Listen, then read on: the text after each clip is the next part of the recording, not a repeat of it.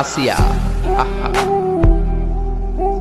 আল্লাহর সামনে একবার মাথা নত করেছে, পৃথিবীর কোন শক্তির সামনে মাথা নত করে নাই।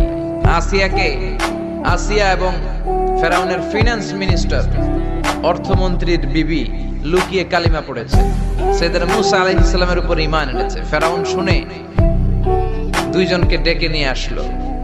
অর্থমন্ত্রীর বউয়ের সাথে দুধের বাচ্চা, বলল দুইজন নাকি ঈমান এনেছো লুকিয়ে লুকিয়ে, এক আল্লাহরে ছাড়ো, আমি ফেরাউনরে সেজদা দাও। এরা বলল জীবন যাবে কিন্তু ঈমান যাবে না, জীবন দিব কিন্তু ঈমান দিব।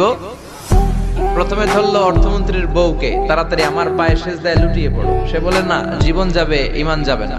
বলল তাই নাকি, দেখি তোমার ঈমানের কত পাওয়ার। জল্লাদরে বলল কড়াইয়ের ভেতরে আগুন গরম করো, তৈল গরম করো, দুধের বাচ্চাটারে টেনে নিয়ে তেলের মধ্যে ছেড়ে দাও।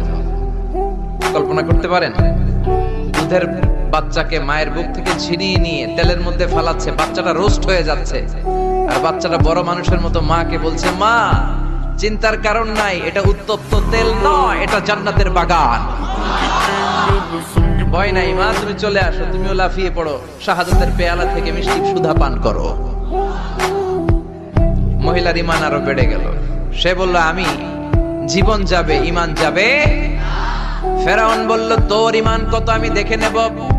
এই মহিলাটাকেও উত্তপ্ত তেলের মধ্যে ছেড়ে দেয়। বাকি রইল ফেরাউনের বউ আসিয়া। আসিয়ারে ফেরাউন বলল, আসিয়া এক আল্লাহর ইবাদত ছাড়ো, আমারে সেজদা দাও। আসিয়ারও এক কথা, জীবন দিব ঈমান দিব। ফেরাউন বলে, আসিয়া তোরে উলঙ্গ করব, বউ হয়েছিস, আই ডোন্ট কেয়ার। হাজার হাজার মানুষের সামনে নিজের বউকে উলঙ্গ করলো। তক্তার মধ্যে উলঙ্গ বউকে শুইয়ে হাতের মধ্যে পেরেক ঢুকালো, পায়ের মধ্যে পেরেক ঢুকালো। এক একটা পেরেক ঢুকায় তক্তার মধ্যে ছিদ্র হয়ে ঢুকে আর ফিনকি দিয়ে রক্ত বেরোয়। আসিয়া চিৎকার মারে। ফেরাউন বলে তাড়াতাড়ি আসিয়ারে তেলের মধ্যে ফেল।